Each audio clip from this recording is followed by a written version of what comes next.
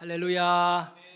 우리 옆에 분과 같이 한번 인사하고 말씀의 은혜를 나누었으면 좋겠습니다. 봄날입니다. 꽃같이 아름다운 옆에 있는 분, 당신이 있기에 내가 행복합니다. 네. 아니, 그냥 내가 멘트 하는 건데 그냥 옆에 분에게 이야기합니다. 참 보기 좋습니다. 네. 한 번만 더 이야기합니다. 꽃보다도 더 아름답습니다. 저는 오늘 내 안에 거하라 라고 하는 제목을 갖고 같이 은혜를 나누려고 합니다. 우리 주님이 마지막 그 간절한 소원은 저와 여러분이 주님 안에 머무는 것이라 봅니다. 예수님께서 어느 날 제자들에게 충격적인 얘기를 하십니다. 나는 십자가에 죽게 된다. 이 말을 들었던 제자들은 너무나 당황스러웠습니다.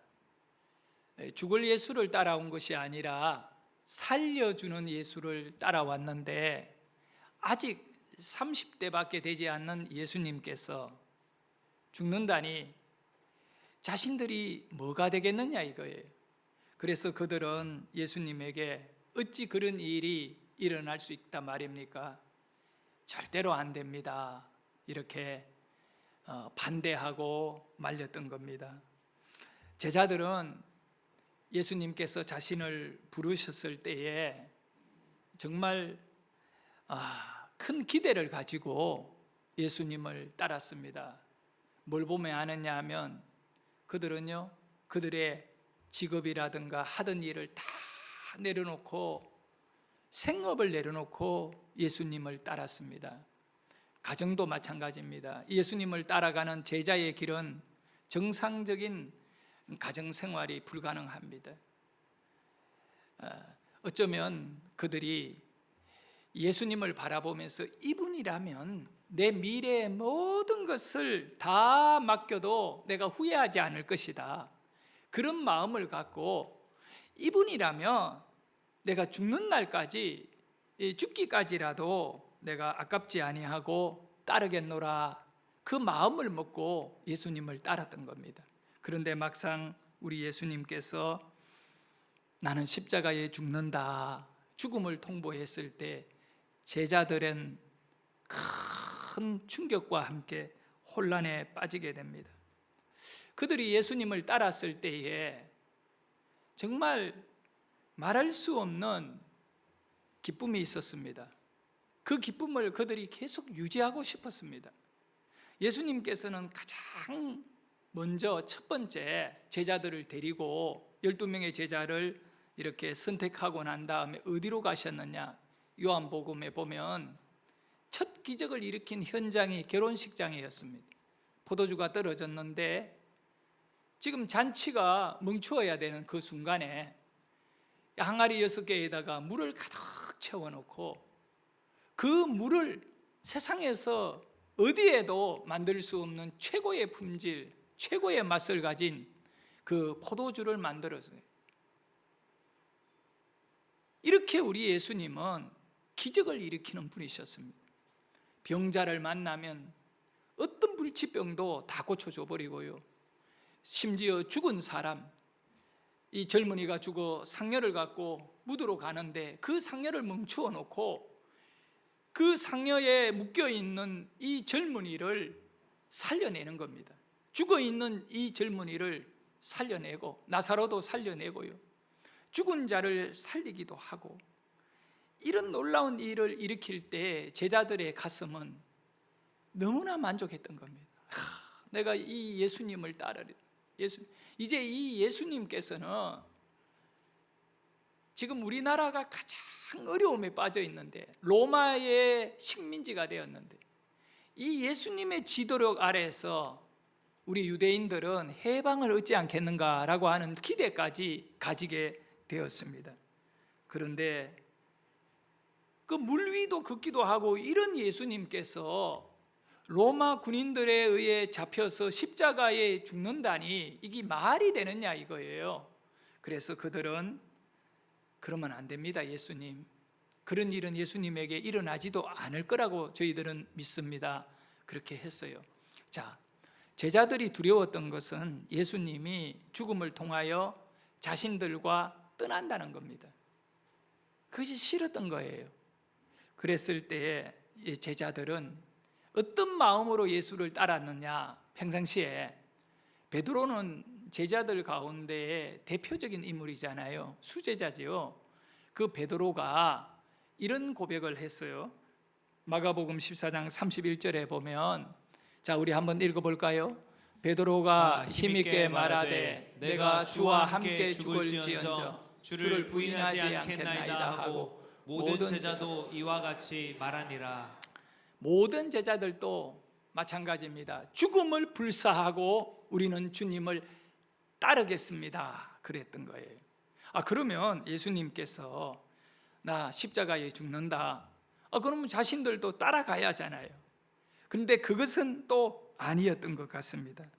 무슨 일이 있어도 예수님을 따르겠노라고 말했던 제자들은 정말 예수님의 십자가 죽음만은 아니라고 그들은 강조합니다. 그러나 여러분, 그렇지 않습니다.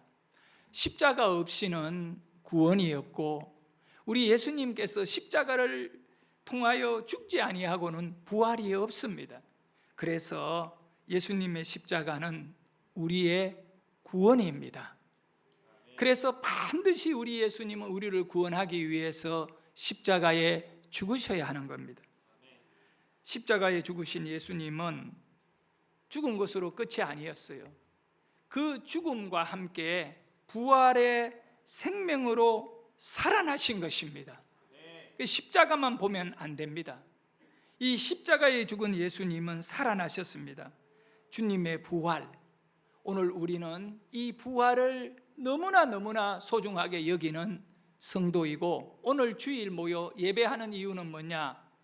부활의 날을 기념하여 안식 후 첫날 이 주일을 말하는 겁니다. 그러니까 이 날짜를 우리는 주일, 주님의 날이면 어떤 날이냐 하면 주님이 부활하신 날. 그래서 우리에게는 죽음이 없는 것입니다. 부활의 주님을 만난 제자들이 전 인류의 구원이 이 부활 속에 있음을 그들은 깨닫게 되었을 때, 베드로전서 2장 24절에서 이런 고백을 했습니다.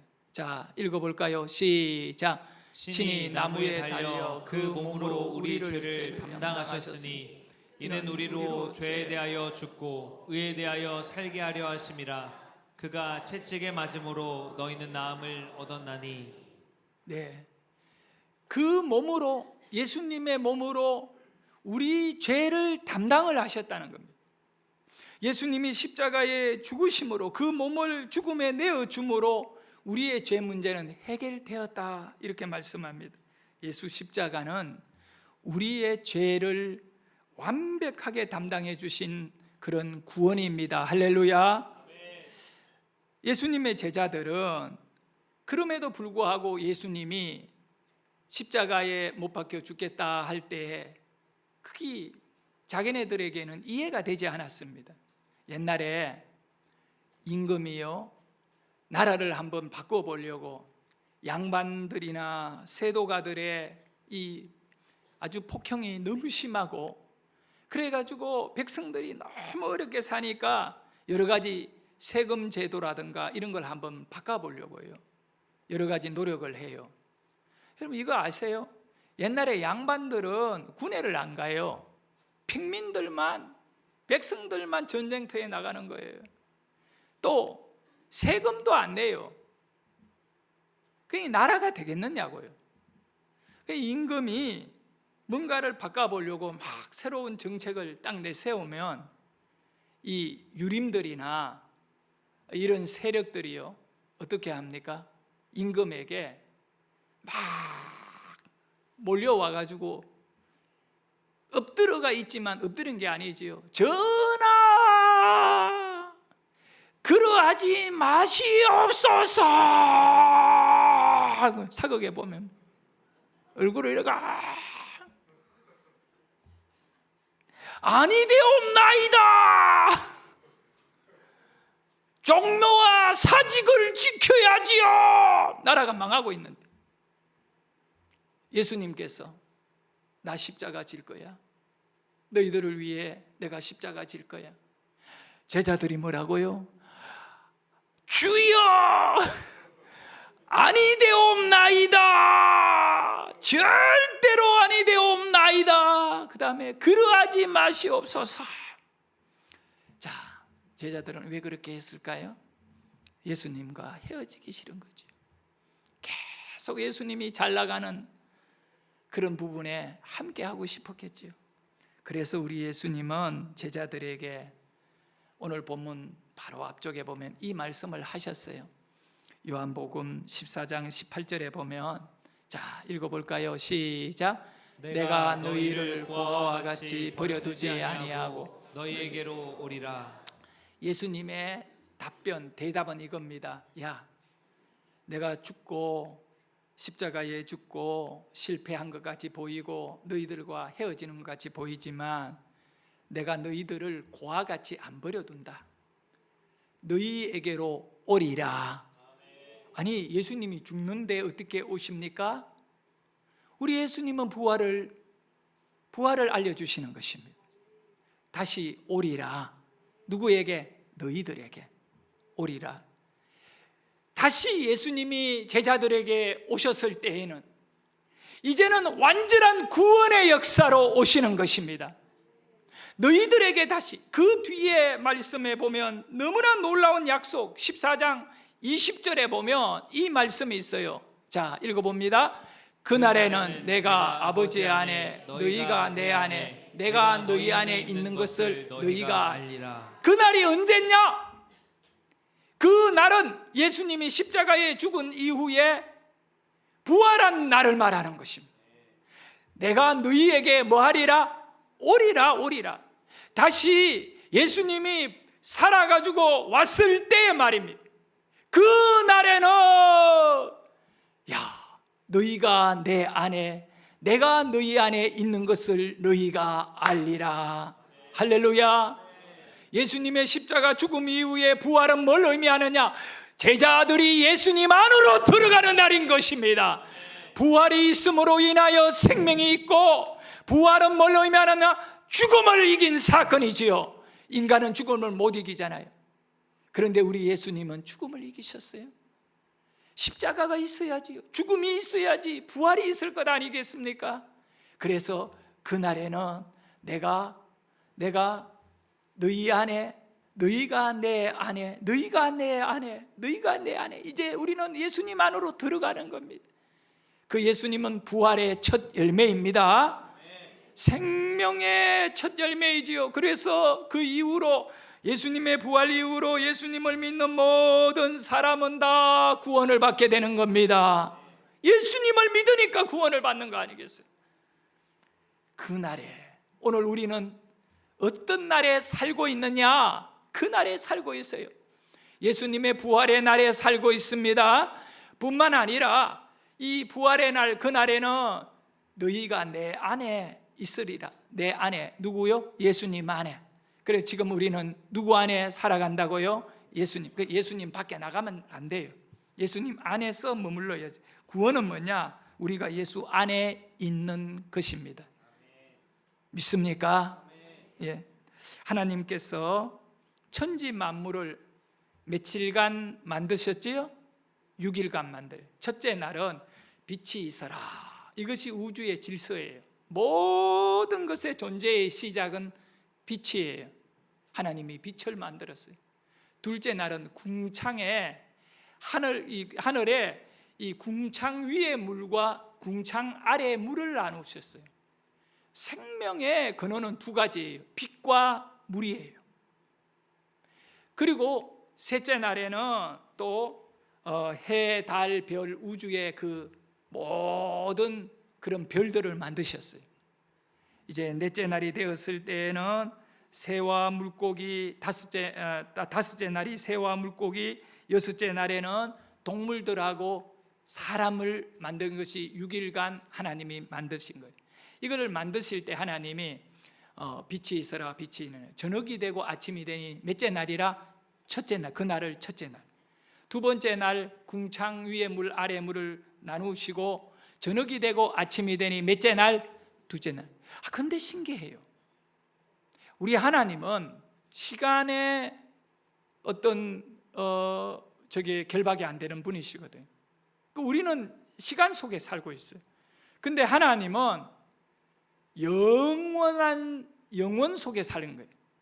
끝없는 시간에 하나님은 주인공이에요. 근데 우리는 피조물이라 시간 속에 있습니다.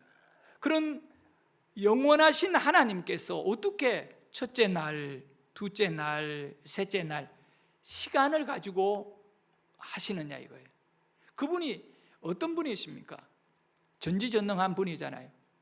한순간, 하루도 아니고 단 한순간, 아주 1초에 100만 분의 1 정도 되는 그 짧은 순간에 우주 만물, 빛과 궁창과 그리고 모든 바다와 산들, 그리고 새들, 나무들 다 만들 수 있는 분입니다.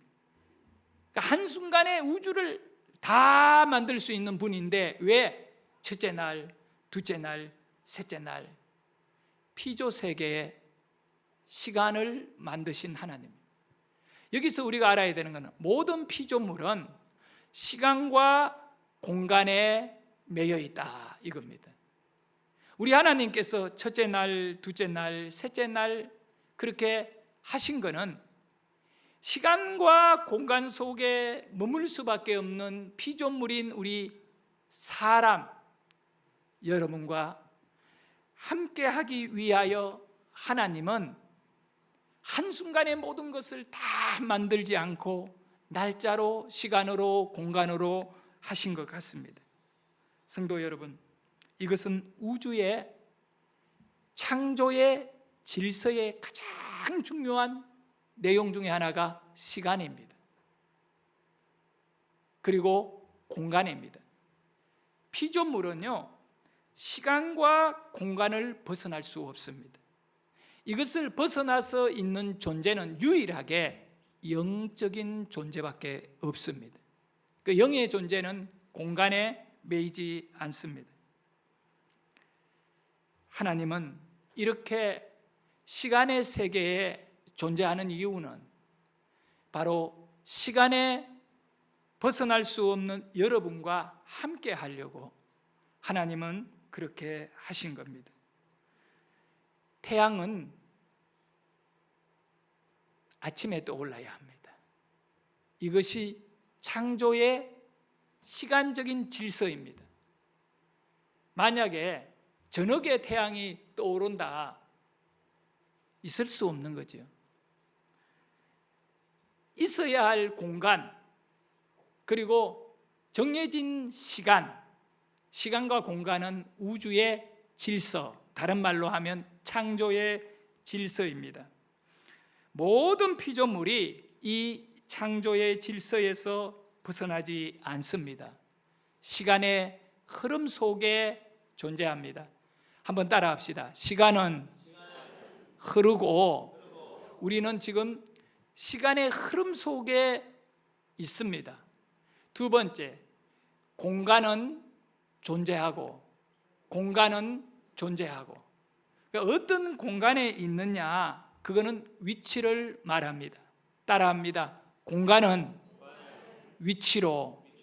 여러분이 지금 교회 안에 공간입니다. 시간은 예배의 시간, 또 11시가 지나서 12시를 향하여 가고 있는 시간, 이 시간과 공간에서 우리는 벗어날 수 없는 존재인 것을 깨달아요. 그래서 성경에 보면 피조물의 모든 피조물을 보면 하나님이 보인다 그랬는 이유가 여기에 있는 것입니다.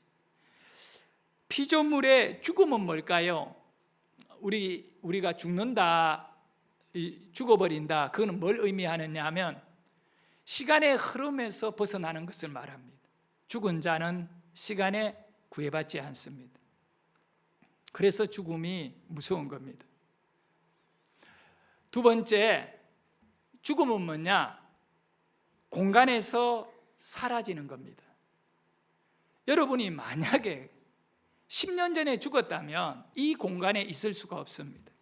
이 시간의 흐름에 같이 흘러가지를 못한다는 겁니다. 죽음은 간단합니다. 시간에서 멈추고 공간에서 사라지는 겁니다.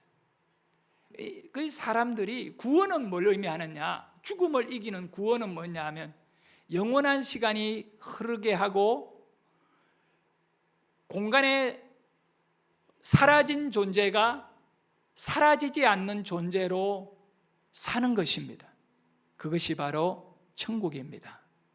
여러분, 우리는 예수님께서 십자가 죽음을 통하여 제자들에게 다시 오리라, 돌아온다, 부활의 몸으로 돌아오셨잖아요. 부활의 몸으로 오신 예수님은 부활의 첫 열매가 되어 제자들과 함께 제자들이 부활의 몸이 되게 하는 예수님 안으로 들어가는 거예요. 그 믿음 안으로, 다른 말로 하면 말씀 안으로 예수님의 말씀이 생명으로 심겨졌을 때에 그들은 시간의 흐름과 공간의 존재가 영원함을 맛보게 됩니다. 사람에게 정하신 하나님의 창조의 질서가 있습니다. 여러분에게 하나님께서 여러분을 만들고 존재하게 한 시간과 공간 속에 질서가 있다는 겁니다. 보세요. 물고기는 창조의 질서가 뭡니까? 물 속에만 살아야 합니다. 물 밖에 나오면 물고기는 죽습니다. 그것이 창조의 질서입니다. 새는 하늘을 날 수 있습니다.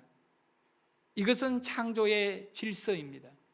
인간이 날고 싶어 아무리 날려고 해도 비행기를 탄다든가 그러지 않고는 날 수가 없어. 인간 몸으로는 아무리 훈련하고 근육을 키워도 날 수가 없어요. 그것이 창조의 질서입니다. 나무는, 꽃은요, 땅에 심겨져 살아가야 하는 것이 창조의 질서입니다. 이 질서를 벗어나서는 시간과 공간에 존재할 수가 없습니다. 모든 피조물은 창조의 질서 안에 이탈하지 않고 존재하고 살아갑니다. 그런데 정말 안타까운 것은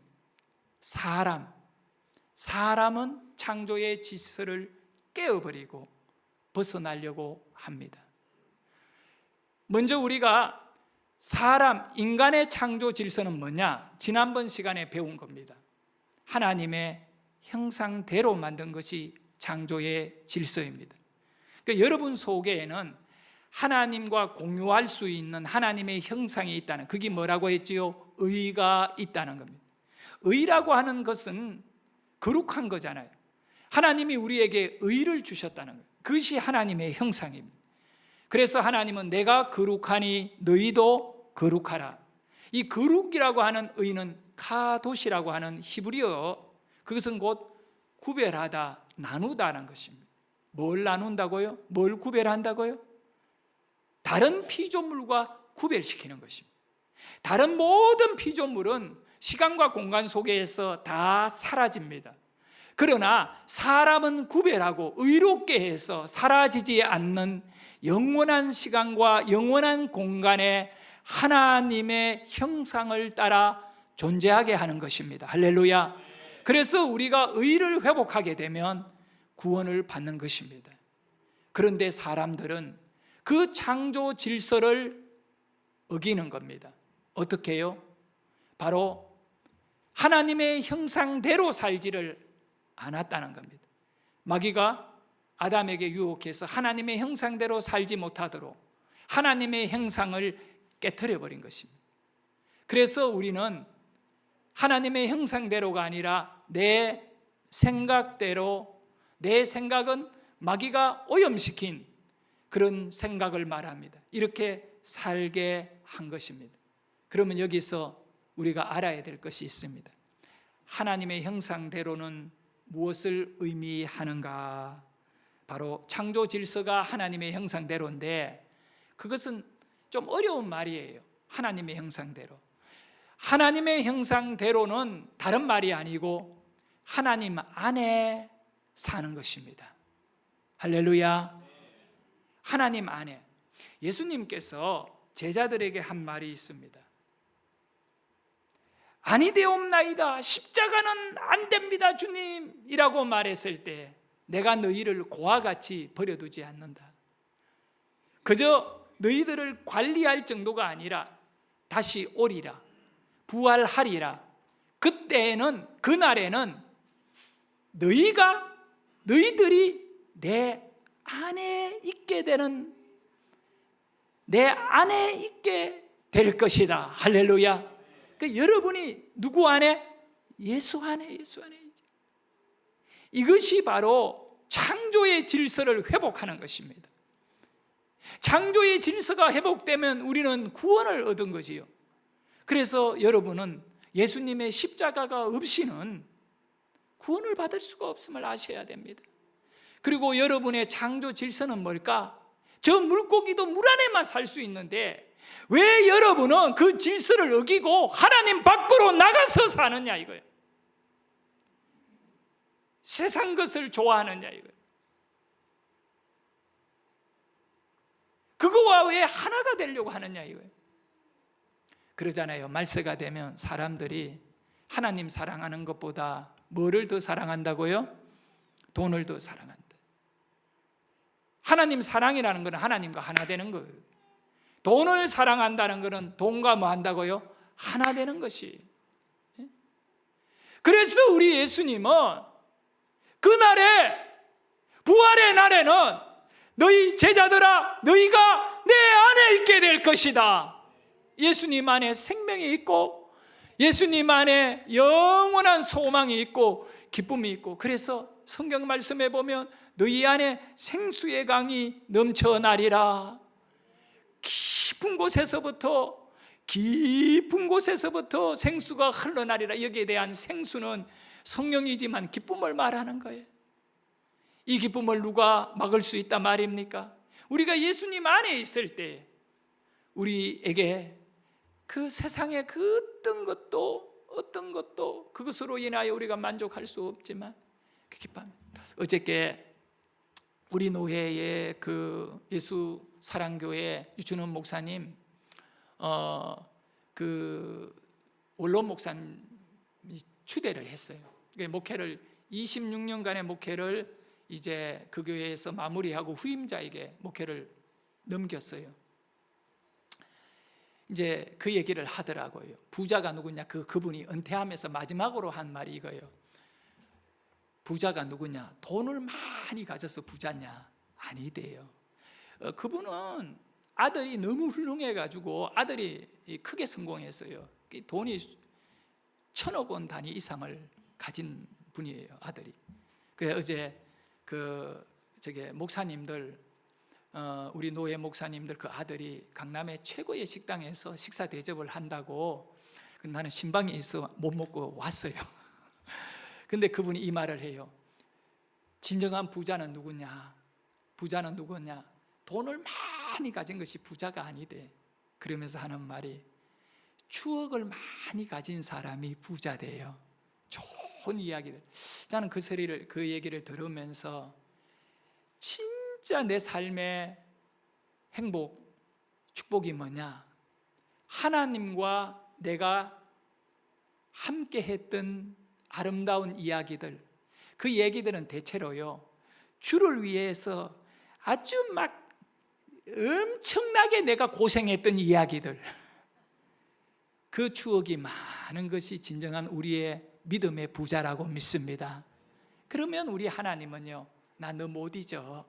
너 못 잊어. 네가 내 안에 있었지 않았느냐. 그게 바로 하나님의 형상이죠. 하나님의 형상대로 지었다는 것은 바로 하나님 안에 있었다는 겁니다. 여러분, 요즘 새벽에 제가 다니엘서를 강해합니다. 이 다니엘서가 너무 은혜로워요.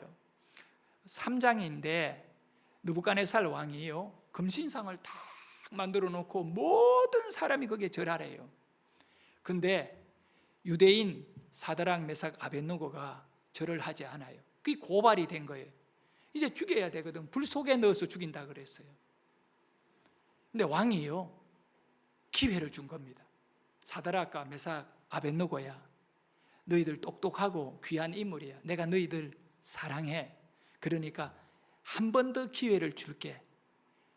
음악 소리가 탁 울려 퍼지면 금신상에게 절 한 번만 해. 그러면 내가 너희들을 더 높여줄게. 세상의 사람들은 그 왕이 그렇게 나오면, 야, 이 죽어야 되는데 기회를 줬다고 얼마나 고마워하겠습니까? 왕이에요. 그런데 사드락, 메삭, 아벳느고가 왕에게 뭐 하느냐면, 왕이요, 하나님이 살아계시고 그 하나님이 우리를 불 속에서 구원해 주실 것입니다. 그러하지 않더라도, 그렇게 하지 않는다 하더라도, 이 말은 하나님이 우리를 구원해 주지 않는다 하더라도 우리는 왕이 만든 저 우상에게는 절하지 않겠습니다. 꼭 하나님이 우리를 살려줘야만이 우리가 살기 위하여 절하는 것이 아니라, 죽고 불 속에서 한 줌의 죄가 되는 일이 있더라도 우리는 이 우상에게 절 안 합니다. 이 얘기는 뭐냐면, 우리는 하나님 안에 죽겠습니다. 하나님 안에 살겠습니다. 말씀 안에 살겠습니다. 신앙 안에 살겠습니다. 기도 안에 살겠습니다. 예배하며 살겠습니다. 찬양하며 죽겠습니다. 이 말을 한 거예요. 그러니까 왕이 화가 나가 던져 넣어라.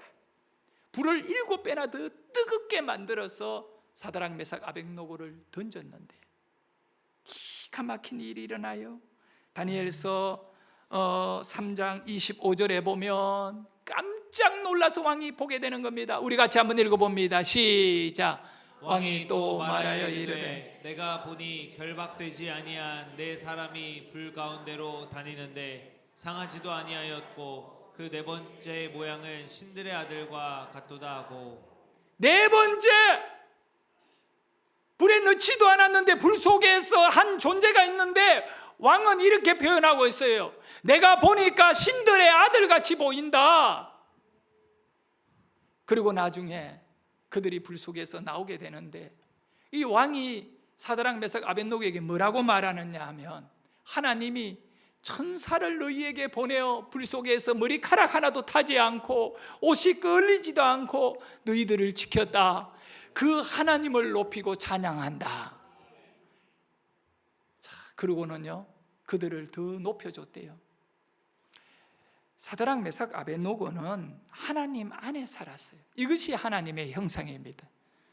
성도 여러분, 여러분이 하나님의 형상대로 산다는 것은 하나님 안에 사는 것입니다.